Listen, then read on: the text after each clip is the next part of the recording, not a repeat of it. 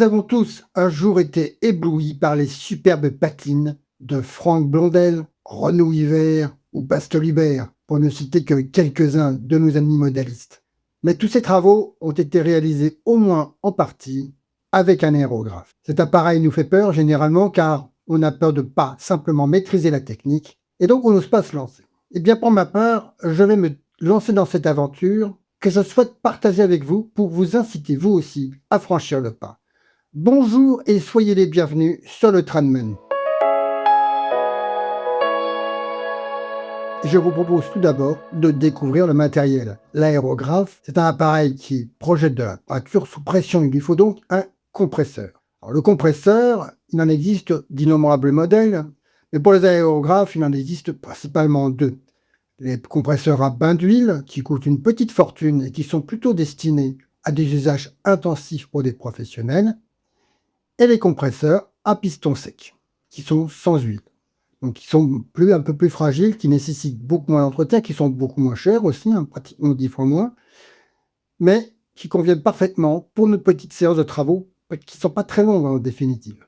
Dans ces compresseurs à piston sec, il existe deux types de modèles, les modèles avec cuve et les modèles sans cuve. Alors, l'idéal, c'est de démarrer avec un compresseur avec cuve, car la cuve, en fait, c'est de réservoir tampon, en quelque sorte, ce qui fait que vous êtes toujours à débit constant dans l'aérographe.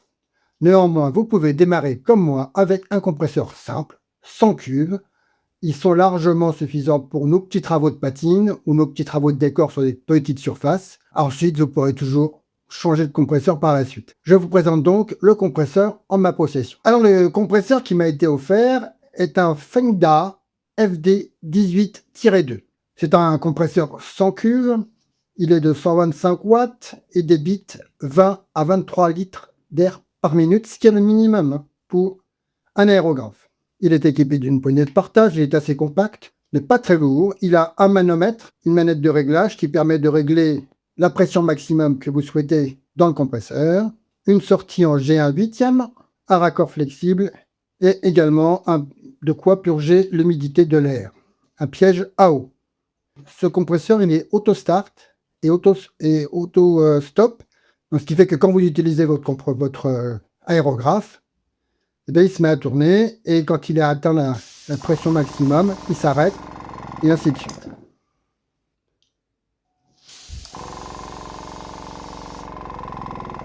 Le compresseur, c'est également une sortie d'air qu'il faut relier à l'aérographe et pour cela, il faut un flexible.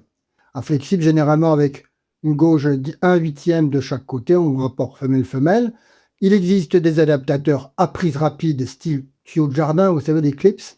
Et il existe également des raccords de différents diamètres pour les différents types d'aérographes que vous pourriez être amené à utiliser par la suite. Maintenant que nous avons évoqué le compresseur et son flexible, nous allons parler des aérographes proprement dit. Il existe deux types d'aérographes. Les aérographes à simple action et les aérographes à double action. Les aérographes à simple action ne permettent de travailler qu'avec la pression d'air, le débit d'air. On peut certes régler le débit de peinture, mais en amont de la séquence de travail, en vissant ou dévissant la petite buse et donc en rapprochant ou reculant l'aiguille. C'est un aérographe qui est plutôt destiné à la peinture de grande surface, et donc des fonds de décor par exemple, ou pour appliquer des apprêts.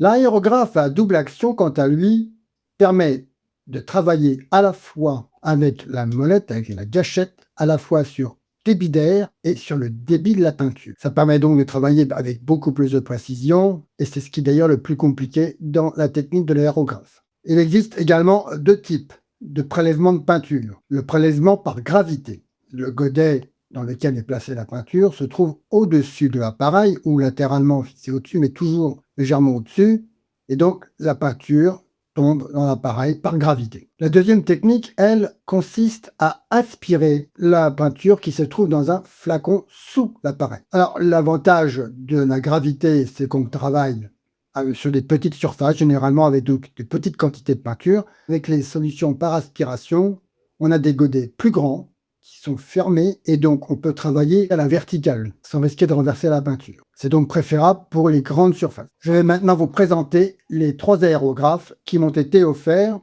Donc le premier aérographe qui m'a été offert est un aérographe simple action, un Fenda F138. Il est fourni avec 2 flacons, son raccord pour le mettre au compresseur, une pipette.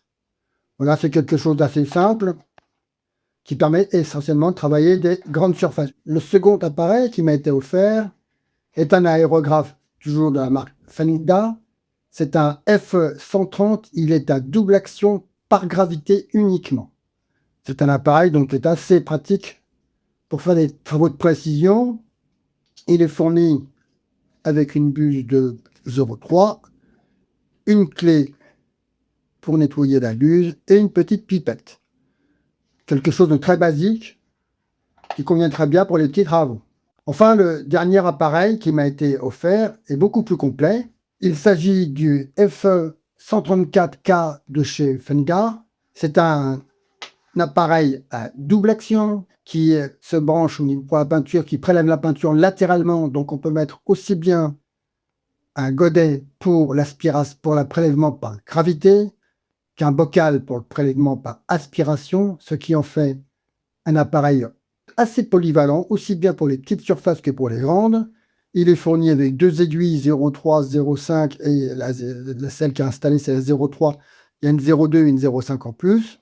Le cordon pour aller au compresseur et une petite clé de démontage de la buse et une pipette. On ne peut pas parler de peinture à l'aérographe si on ne parle pas de prévention des risques et notamment des risques pulmonaires, notamment si vous travaillez avec des peintures à solvant. Cependant, toutes les peintures appliquées par aérographe présentent 2 risques. Le premier risque, ce sont les particules de peinture, quelle que soit la marque, quel que soit le diluant que l'on met dedans. Et le deuxième risque, ce sont les solvants, qui peuvent être très agressifs également pour les poumons. Et là, pour le coup, ça dépend du type de peinture que vous utilisez. Il est important de s'équiper d'un masque, un masque de qualité, 3M. Il ne faut pas hésiter à prendre de la qualité, et avec des filtres qui, par contre, devront penser être changés assez régulièrement.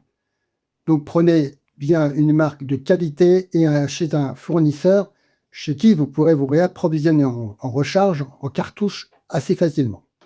Autre objet absolument indispensable dès l'achat de l'aérographe, c'est la station de nettoyage. Alors, il s'agit d'un bocal en verre, avec un couvercle, sur lequel vous posez votre aérographe. La buse de l'aérographe est rentrée dans le trou et vous pouvez ainsi balancer dans l'aérographe, dans le godet ou dans le flacon selon son aspiration ou sa gravité, pour bien nettoyer l'aérographe en profondeur. C'est très important de nettoyer l'aérographe, car si vous ne le faites pas correctement, votre aérographe va très vite mourir. Pour nettoyer votre aérographe, plusieurs solutions. La première, c'est l'eau déminéralisée. Ça coûte pas cher, on l'a en grand volume et ça n'abîme absolument pas l'appareil. Vous pouvez également utiliser de l'alcool à 70. Ça se trouve assez facilement en grande surface. C'est un petit peu plus cher que l'eau déminéralisée, mais ça nettoie bien en profondeur également. Pour pousser le nettoyage un petit peu plus en avant, vous avez du nettoyant spécifique aérographe qui a l'avantage de ne pas attaquer les joints, parce que certains joints d'aérographe peuvent être détériorés, notamment par l'acétone. Alors pour le nettoyage également, il vous faudra acheter un kit de petites brosses. Donc ce sont des petites brosses de différents diamètres. Des cotons-tiges, ça on en trouve assez facilement. Et une vieille brosse à dents à poil souple pour pouvoir bien nettoyer partout. Car il sera absolument nécessaire, je le répète, de bien nettoyer votre aérographe en profondeur en le démontant à chaque session si vous voulez le garder de longues années en état de marche dans de bonnes conditions. Vous avez parlé d'un porte-aérographe qui était fourni sur le compresseur. Alors personnellement, je l'ai démonté parce que je voulais pas voir de la peinture dégoulinée de mes aérographes sur le compresseur pour pas le salir. Et avec une grosse planche de bois, un tasseau et 2 barquettes de pique à croc, eh bien, je me suis confectionné un support bien stable pour 2 aérographes avec ces petits bacs en plastique de récupération qui permettent de récupérer les couleurs de peinture. Et voici arrivé au terme de ce premier tutoriel sur l'aérographe concernant le matériel nécessaire pour bien démarrer. J'espère que vous aussi, cela vous invitera à vous lancer dans cette aventure. Dans de prochaines vidéos, bien sûr, nous parlerons des premiers exercices et des peintures que nous allons choisir. Et n'hésitez pas à laisser un petit pouce d'encouragement et à laisser un commentaire pour apporter vous aussi vos impressions, vos observations et votre critique sur ce matériel si vous en possédez déjà de votre côté. Merci de votre fidélité sur cette chaîne. Ciao, ciao, à bientôt sur le Trendman.